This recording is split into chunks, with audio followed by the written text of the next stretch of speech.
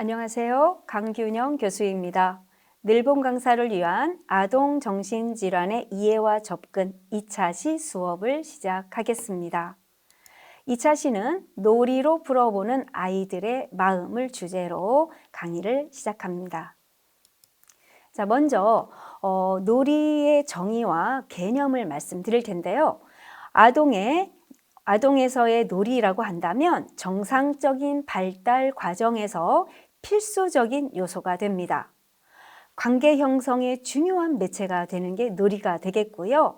놀이는 단순한 여가 활동이 아니라 아동의 신체, 인지, 정서, 사회성을 발달을 통합시키고 촉진시키는 자연스러운 학습 방법이 되는 게 놀이가 되겠습니다.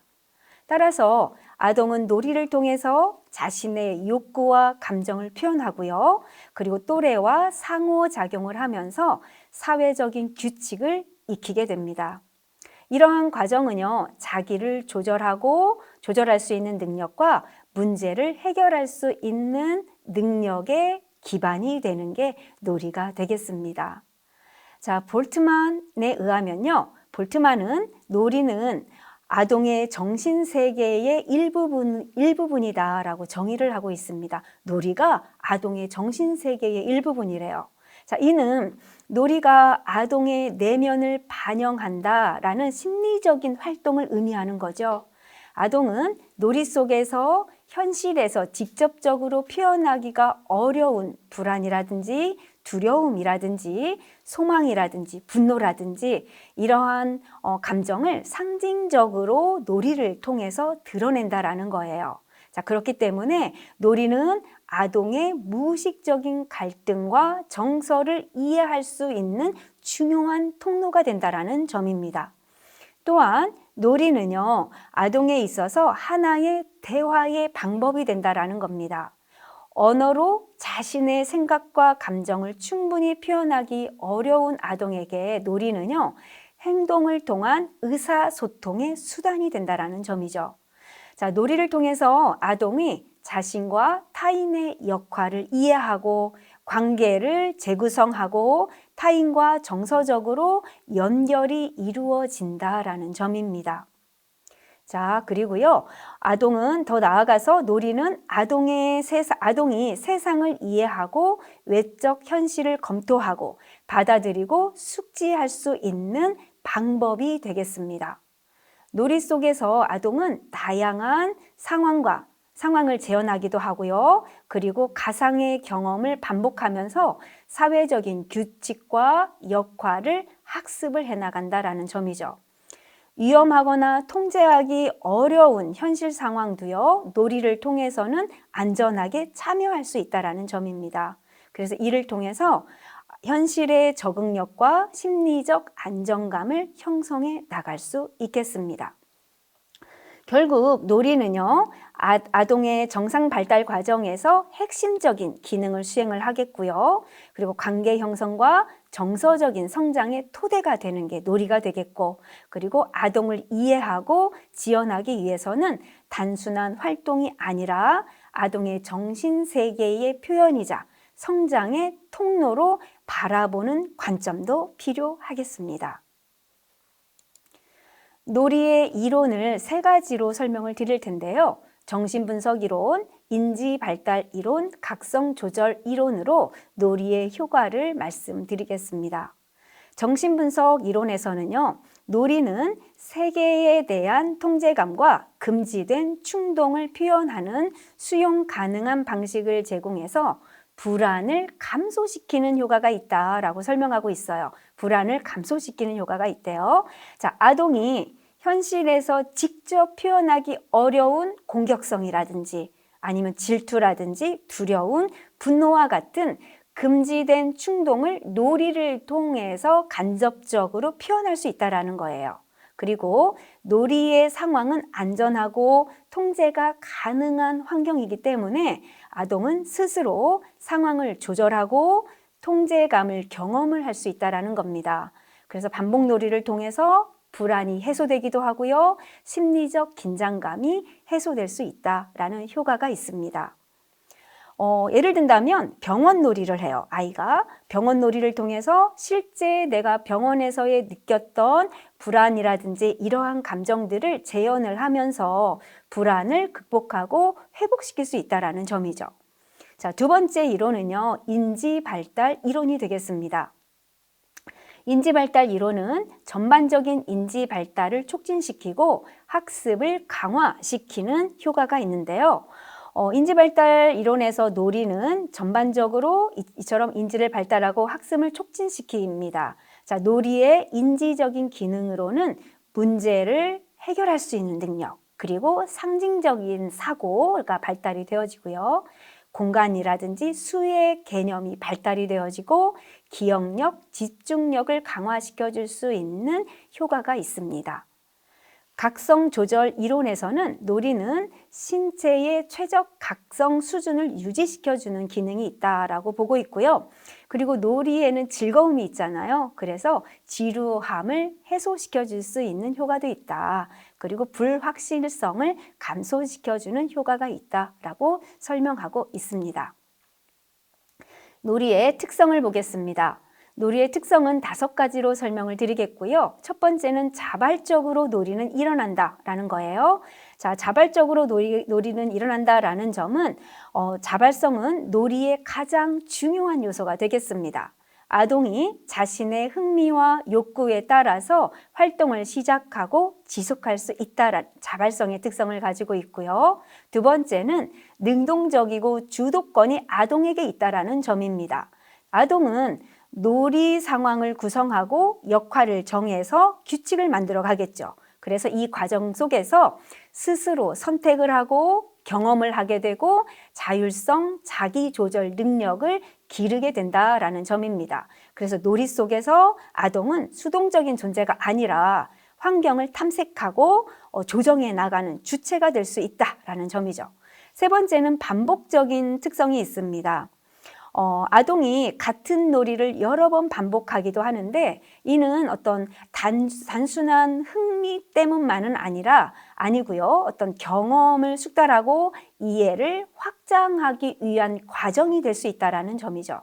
그래서 반복을 통해서 아동은 상황에 대한 통제감을 얻고 정서적인 안정감을 형성을 해나가겠고 그리고 그 놀이를 통해서 새로운 의미를 부여할 수도 있겠습니다. 네 번째는 안전하고 긴장과 위험성이 없어야 되겠죠. 자, 심리적, 신체적, 언어적인 안전이 보장이 될 때에 아동은 어때요? 좀 더 자유롭게 상상할 수 있겠고 표현할 수 있겠습니다. 만약 위험이나 두려움이 크다면 놀이 상황은 위축될 수밖에 없을 거예요. 위축되거나 중단이 될 수 있습니다. 따라서 안전은 놀이의 지속과 발달을 가능하게 하는 전제 조건이 됩니다. 5번째는 재미입니다. 놀이의 목적은 외적 성취라든지 결과에 있지 않아요. 활동 그 자체에서 느끼는 즐거움에 있습니다. 그래서 이러한 즐거움은 내적 동기를 강화하고 아동이 자발적으로 탐색하고 학습할 수 있도록 도와주는 특성을 가지고 있습니다. 늘본 프로그램을 진행을 하다 보면 경쟁적인 놀이도 할 수 있어요. 그런데 선생님들께서 유념해 주실 부분들은 이 놀이가 경쟁적인 부분이기는 하지만 아이들이 그 결과가 아니라 그 활동 자체에 관심을 갖고 활동에서 즐거움을 얻을 수 있도록 그 프로그램을 운영해 나가 주셔야 되는 것도 선생님들의 중요한 역할이 될 수 있겠지요. 자, 놀이의 특성을 5가지로 좀 말씀을 드리면 첫 번째는 내부적인 동기에 의해서 놀이는 일어난다라는 점입니다. 어떤 칭찬이나 점수, 보상을 받기 위함도 있겠지만 이것보다도요, 흥미나 즐거움, 호기심이라는 내적 욕구에 의해서 놀이는 시작이 된다는 점이에요. 그래서 이러한 내적 동기는 아동이 스스로 놀이를 선택하고 지속할 수 있도록 도와주는 기능을 합니다. 두 번째는 놀이에는 긍정적인 느낌이 수반되어져야 되겠죠. 그래서 즐거움, 흥미, 만족감과 같은 정서적인 경험을 통해서 놀이의 본질적인 요소가 여기에 있다는 점을 기억해 주셔야 되겠습니다. 만약에 놀이 활동이 부담이 되고요. 그리고 어떤 강요가 느껴진다면 아동들은 더 이상 그 놀이를 즐겁게 하지 못할 겁니다. 따라서 긍정적인 정서는 아동의 정서적인 안정 그리고 자기 효능감을 높이는 데 기여할 수 있다라는 점이고요. 세 번째는 놀이에는 적극적으로 참여해서 몰입할 수 있다라는 특징을 가지고 있습니다. 자, 아동이 놀이 상황에 깊이 빠져들어서 시간의 흐름을 잊은 채 놀기도 하죠. 자, 주변의 자극보다 놀이 자체에 집중을 할 수 있도록 도와야 되겠고, 이러한 몰입의 경험은요, 집중력이라든지 문제 해결 능력을 향상시키고, 그리고 자기 조절 능력을 발달시키는 데에도 도움이 되겠습니다. 네 번째는 현실에서 할 수 없는 일들을 놀이 속에서 체험하고 대리만족을 경험할 수 있다라는 특징입니다. 예를 든다면 의사나 경찰의 역할 그리고 슈퍼히어로가 되는 거예요. 자, 이러한 역할놀이를 통해서 아동은 현실에서 직접 경험하기 어려운 권한이라든지 능력을 상징적으로 경험할 수 있다라는 점입니다. 자, 이는 좌절을 완화시키고요, 통제감을 느끼게 해서 정서적 긴장을 해소할 수 있는 기능을 하기도 합니다. 다섯 번째는 창조적이고요, 혁신적인 결과의 특성도 가지고 있는데요. 어떤 정해진 답이라든지 규칙에 얽매이지 않고 새로운 규칙을 만들어 나가면서 사물을 다양한 방식으로 활용할 수 있다는 점이에요. 그래서 어떤 창의성은 유연한 사고와 문제 해결 능력을 기르는 토대가 될 수 있겠습니다.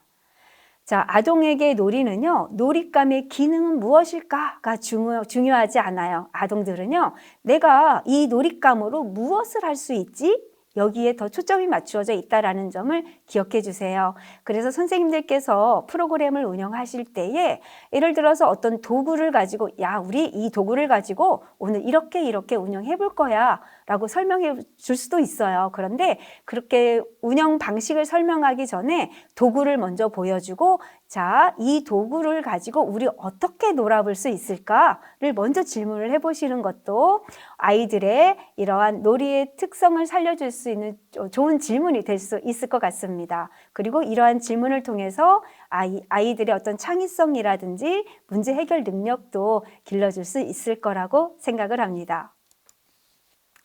놀이의 정의와 개념을 사례를 통해서 한번 살펴볼 텐데요. 영철이는 운동에는 자신이 없는 2학년 아동입니다.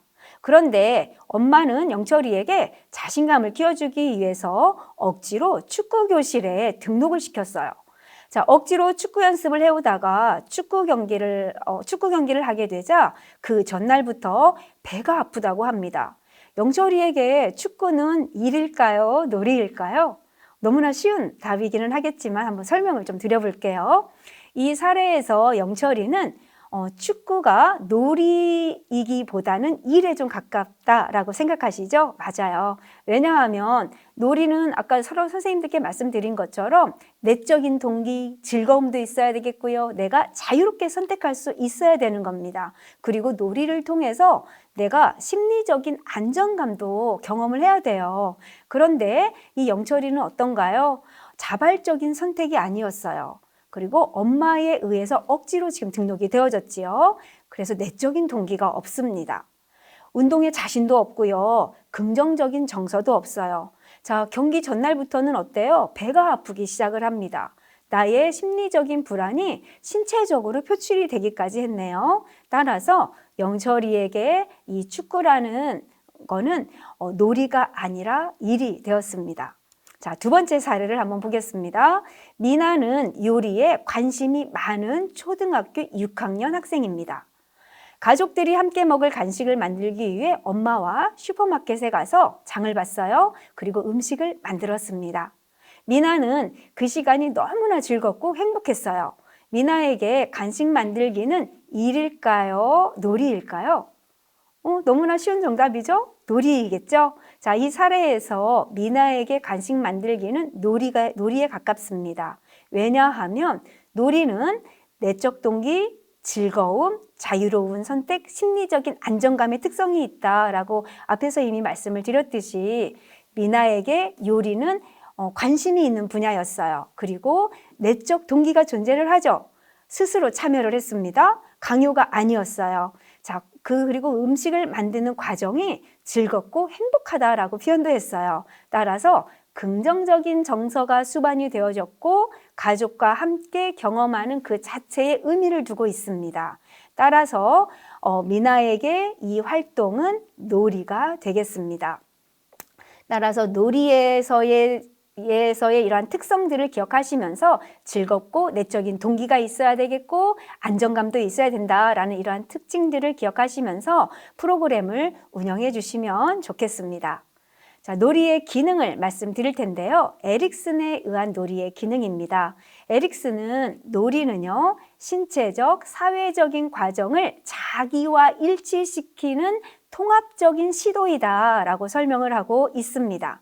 자, 아동은요, 성장 과정에서 다양한 신체적인 변화와 사회적인 요구를 경험을 하게 됩니다. 자, 또래 관계라든지 규칙, 역할, 기대 등은 때로는 혼란과 갈등을 야기할 수도 있는데요. 놀이를 통해서 아동들은 이러한 경험을 재현을 할 수 있겠죠. 재현을 하고 반복하면서 나에게 맞는 방식으로 소화하고 통합하려는 과정을 경험을 하게 됩니다. 예를 든다면 역할놀이를 통해서 부모의 역할도 할 수 있어요. 교사의 역할도 할 수 있어요. 자, 그러면서 이러한 부모의 역할, 교사의 역할이 단순한 모방이 아니다라는 점이에요. 모방이 아니라 어떤 사회적인 규범 그리고 관계의 방식을 자기 안에서 통합해 나가는 시도로 볼 수 있겠습니다. 자, 두 번째 놀이의 기능은 자신의 내면과 주변 환경에서 일어나는 일들에 대한 자신의 감정이나 사고를 놀이라는 매체를 통해서 표현하고 통합해 나간다라는 점입니다. 자, 자기 내면에서 일어나는 다양한 감정들이 있어요. 불안하기도 하고요, 슬프기도 하고요, 분노, 두려움, 질투 등처럼 많은 감정들을 아이들은 경험을 합니다. 이러한 나의 감정과 외부적인 환경에서 경험하는 사건들을 통해서 놀이라는 상징을 통해서 표현할 수 있다는 거예요. 인형을 혼낼 수도 있고요. 그리고 영웅이 되어서 위험을 물리치는 장면을 내가 연출할 수도 있겠죠. 그래서 실제 경험과 감정을 놀이라는 요소를 통해서 재구성해 나갈 수 있는 과정을 경험한다라고 보시면 되겠고, 그러면 이 과정을 통해서 아이들은 혼란스럽고 그리고 감정을 정리할 수 있겠고요. 사고를 구조화할 수도 있습니다. 그리고 자신만의 의미를 만들어 나갈 수 있다라는 점입니다. 세 번째는 언어 발달이 충분하지 못한 아동에 있어서는 놀이는 아동들의 해결되지 않는 갈등을 표현하고 해결할 수 있는 방법이 된다라는 거예요. 즉, 놀이가 아동에게 의사소통 수단이 된다라는 점이죠. 자, 말로 설명하기 어려운 불안이라든지 분노라든지 이러한 것들을 놀이를 통해서 자연스럽게 드러날 수 있다라는 거예요. 내 감정이 놀이를 통해서 자연스럽게 드러날 수 있다라는 거고요. 반복적인 장면 구성이나 상징적인 표현은 아동이 겪은 갈등을 안전한 환경에서 다시 경험하게 하고 통제해 보는 과정이 될 수 있다라는 점입니다. 그래서 놀이를 통해서 긴장을 완화시킬 수도 있겠고요. 심리적 균형을 회복해 나갈 수 있다라는 점입니다. 따라서 결국 놀이는요, 아동이 어떤 신체적인 경험도 할 수 있겠고 사회적인 관계를 유지해 줄 수 있는 기능도 있겠고요. 그리고 언어적인 표현이 제한적인 시기에는 아동의 심리적인 언어가 될 수 있다라는 점을 꼭 기억해 주세요. 그러면 선생님들께서 현장에서 아이들과 늘본 프로그램을 진행하실 때에 아이들이 놀이를 통해서 표현되는 행동, 그리고 그들이 표현하는 이러한 행동이 어떤 감정을 담고 있는지 이러한 것들도 선생님들께서 이해할 수 있는 능력을 키워주셔야겠습니다. 왜냐하면 놀이가 아이의 심리적인 언어이다라는 것을 기억해 주셔야 되겠습니다. 자, 놀이의 기능을 10가지로 다시 한번 좀 정리를 해본다면 주위 환경을 탐험하고 배울 수 있는 기능이 있습니다. 두 번째는 문제 해결을 실험하고 능력을 기를 수 있겠고요. 세 번째는 성인기 사회적 역할을 준비하고 연습해 나갈 수 있는 기능이 있습니다. 네 번째는 의존성, 공격성, 애정 등의 어떤 본능적인 욕구를 표현하고 충족하는 방법을 연습해 나갈 수 있겠고요. 과거 수동적으로 당한 어떤 경험을 능동적으로 재현하고 수반하는 정서를 정리해 나갈 수 있겠습니다. 자, 그리고 자신의 공상, 상상, 갈등을 상징적으로 표현할 수 있는 도구가 된다라고 말씀드렸었지요. 그리고 그 사회의 전통성, 공통적인 가치를 가르치고 전수시킬 수 있는 기능도 가지고 있고 아동에 대해서 이해할 수 있습니다. 신체의 정서 및 행동상의 어려움도 알 수 있겠고요. 의사소통의 기능을 가지고 있다. 그래서 놀이를 통해서 자신을 표현할 수 있는 수단이 되어진다. 앞에서도 이미 심리적인 언어이다 라고 설명을 드렸습니다.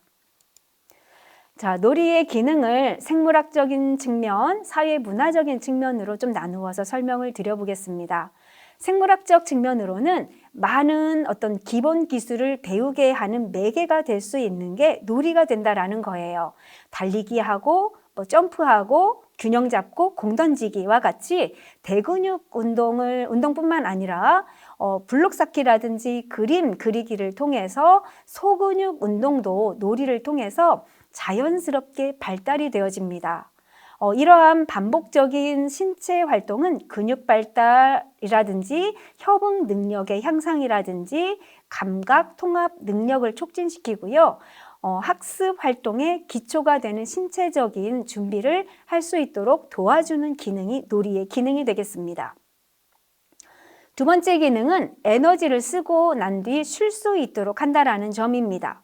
자, 그래서 아동이 생리적으로 활동 에너지가 풍부한 존재이죠, 아동들은요. 따라서 이들이 건강하게 발산할 수 있는 기회가 필요하다라는 거예요. 놀이를 통해서 아동이 이러한 에너지를 건강하게 표출할 수 있도록 도와주셔야 되겠고, 그리고 놀이를 통해서 신체 에너지를 사용을 하고 나면 어때요? 긴장이 완화되고요. 그리고 그 이후에는 안정과 휴식의 상태로 전환될 수 있다라는 점입니다. 또 이를 통해서 아이들은 정서적인 안정감도 경험을 할 수 있겠죠. 세 번째는 놀이 과정을 통해서 다른 사람의 감정뿐만 아니라 자신의 감정도 이해할 수 있다라는 겁니다. 그래서 놀이 과정에서 아동들은 기쁨이라든지 실망이라든지 분노 등 다양한 감정을 경험할 거예요.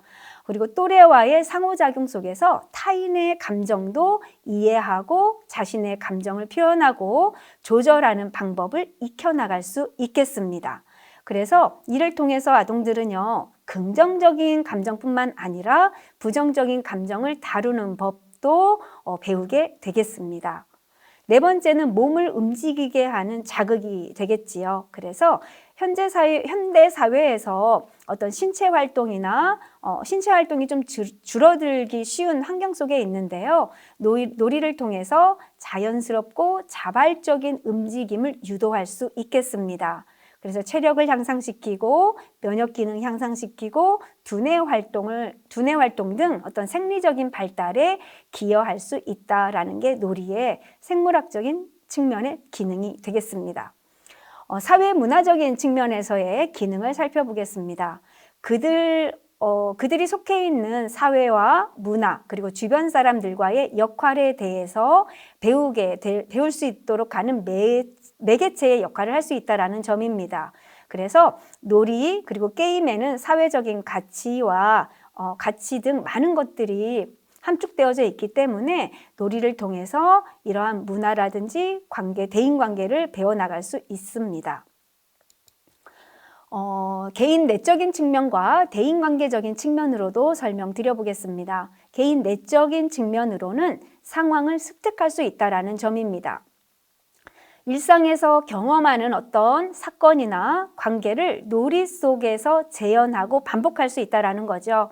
예를 들어서 병원에 다녀온 후에 병원 놀이를 해요. 자, 그리고 뭐 교사의 역할을 흉내내는 활동도 해볼 수 있겠는데, 이러한 병원 놀이를 하고 교사의 역할을 흉내내는 활동이 단순한 모방 활동만은 아니다라는 점입니다.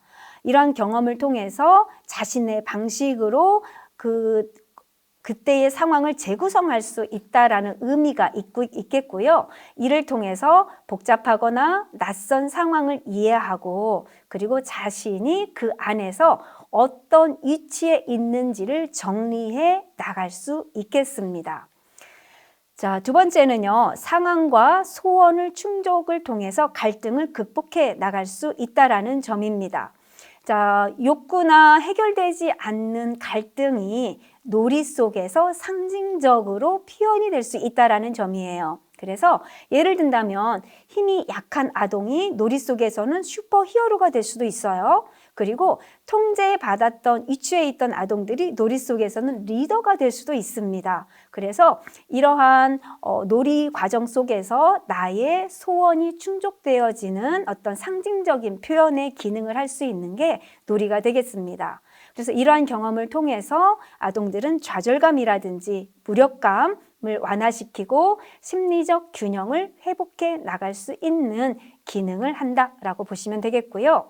대인관계적 측면에서는 양육자로부터 이제 분리되어지고 개별화를 실행하고 완성해 나갈 수 있는 수단이 될 수 있다라는 거예요. 어렸을 적에 엄마와 아빠와 깍꿍놀이도 우리는 해봤어요. 그리고 달아나고 쫓기는 게임도 해봤습니다. 이러한 게임을 통해서요, 이제 점점 내가 즐겁기도 하지만 게임으로부터 이제 분리를 경험하는 경험도 놀이를 통해서 할 수 있다라는 점이고요. 수많은 사회적 기술을 배우는 데에도 도움이 되는 게 놀이가 되겠습니다.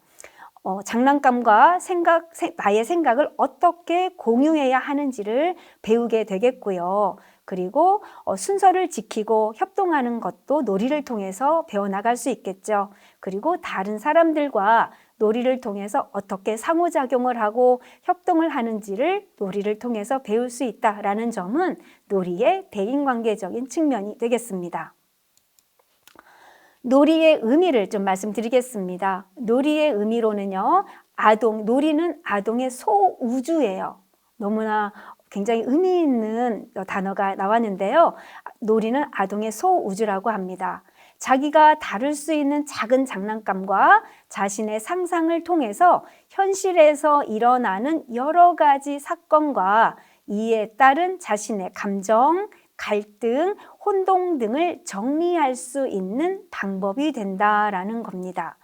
자, 그래서 놀이가 아동에게 작은 세계이자 그리고 현실을 축소해서 담아내는 심리적 공간이다라는 점을 기억해 주세요.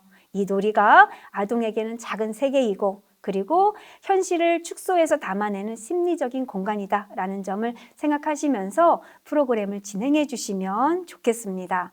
자, 두 번째는 경험과 언어의 부족으로 인해서 얻어지는 좌절, 실망, 패배감을 보상해 줄 수 있는 유일한 방법이 되는 게 놀이예요. 아동에게 놀이가 되겠습니다.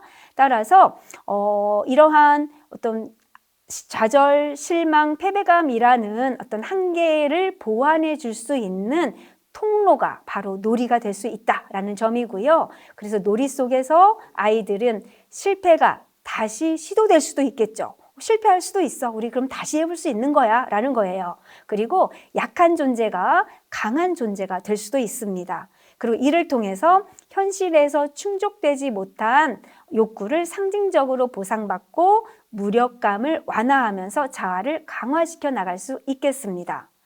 세 번째는 사회적 본능이라 할 만큼 주위 환경을 배우고 익히게 되고 해결하는 아동의 자연스러운 활동이 되겠습니다. 그래서 놀이를 아동의 사회적 본능의 표현으로도 설명해 볼 수 있겠지요. 사회적 규칙도 배우게 되겠고요. 그리고 이러한 놀이를 통해서 사회적 학습을 자연스럽게 학습하고 가능하게 할 수 있도록 도와주는 활동이 놀이가 되겠습니다. 그리고 인간의 지적 발달, 감정, 대인관계 발달을 위해서 필요한 요소가 되는 게 놀이가 되겠습니다. 그래서 놀이를 통해서 본능적으로 주변을 탐색할 수 있겠고요. 사람들과의 사회적인 관계도 맺고 규칙도 배우게 되겠고요. 그리고 이러한 사회적인 학습을 자연스럽게 기능하고 배울 수 있는 활동이 놀이가 되어지는구나, 놀이이구나 라고 알고 계시면 되겠습니다. 그렇다면 선생님들께서 현장에서 아동들이 놀이 기반으로 프로그램을 진행을 하실 때에 아동들에게 적용할 수 있는 주요 기법을 4가지 정도만 말씀드리겠습니다. 아주 많은 기법들이 있겠지만 중요한 4가지 정도만 말씀을 드리면, 첫 번째는 격려입니다. 아동의 생각이나 감정을 적극적으로 지지해주고 강화하기 위한 방법, 그리고 이 격려는요, 잘한 것만 격려해 주는 게 아니죠. 잘 실수했을 때에도 할 수 있는 반응 기법이 격려가 되겠습니다. 아이들은 이 격려를 통해서요, 자신감을 갖게 될 수 있겠습니다. 예를 들어서 오늘 발표가 많이 떨렸겠지만 너 끝까지 아주 잘했어 라고 얘기해 주는 거예요. 그리고 틀렸지만 괜찮아, 우리 다시 시도해 보면 돼 라고 해주는 거예요. 자, 그 다음에 2번째는 반영입니다. 그들의 감정과 생각을 읽어내고 그것을 적절한 말로 거울과 같이 다시 비추어 주는 방법이에요. 자, 선생님들이 거울의 역할을 해주는 거예요. 그들의 감정을 거울처럼 비춰주는 거다라고 이해하시면 되겠습니다.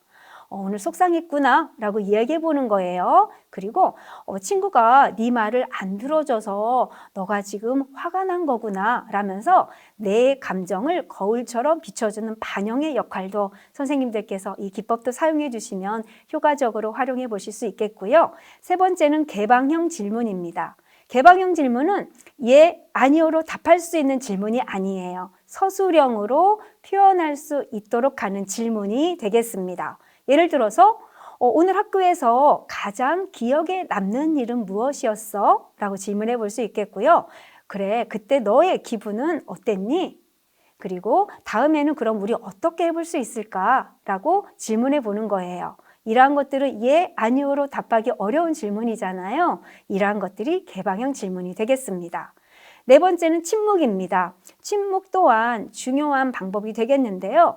침묵은 아무도 말하지 않는 것이 아니라 의도적으로 기다려주는 거예요. 의도적으로 기다려주는 거고, 이 침묵을 통해서 아이들은요, 자신의 생각을 정리할 수 있는 시간을 갖게 됩니다. 그리고요, 말이 끊지 않고 기다려주고 눈 맞춰주고 고개 끄덕여주는 어떤 경청을 통해서 자신의 생각을 정리할 수 있는 시간을 갖게 되겠습니다. 그래서 선생님들 현장에서 이러한 아동들과 프로그램을 진행하실 때에 격려, 반영, 개방형 질문, 침묵과 같은 다양한 기법들을 활용해 주시면 좋겠습니다.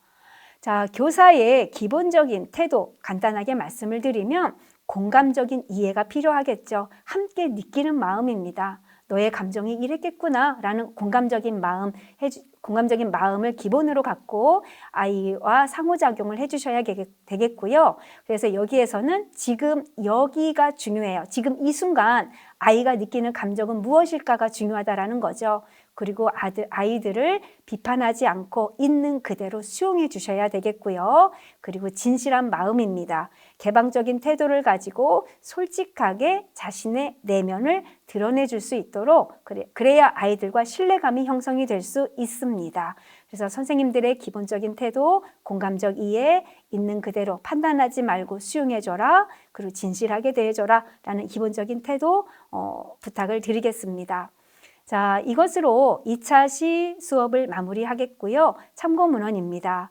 오늘 선생님들과 함께 놀이의 특성, 그리고 정의, 개념 등에 대해서 살펴보았습니다. 놀이는 아동의 소우주라는 말이 참 인상적인데요. 놀이는 아동의 지적 발달뿐만 아니라 감정의 발달, 대인관계 발달을 위해 필수적인 요소가 된다라는 점, 그리고 아동은 놀이를 통해서 사고가 확장이 되어지고 감정을 표현할 수 있고 타인과의 상호작용 방식을 익힌다라는 점, 그리고 아동의 소우주란 놀이가 단순히 오락이 아니라 아동의 성장과 발달이 이루어지는 작은 세계다라는 점을 꼭 기억해 주셨으면 좋겠습니다. 자, 그럼 2차 시는 여기에서 마무리하겠고요. 경청해 주셔서 감사하고 다음 차 시에는 아동 정신질환의 이해와 접근에 대해서 다뤄보도록 하겠습니다. 감사합니다.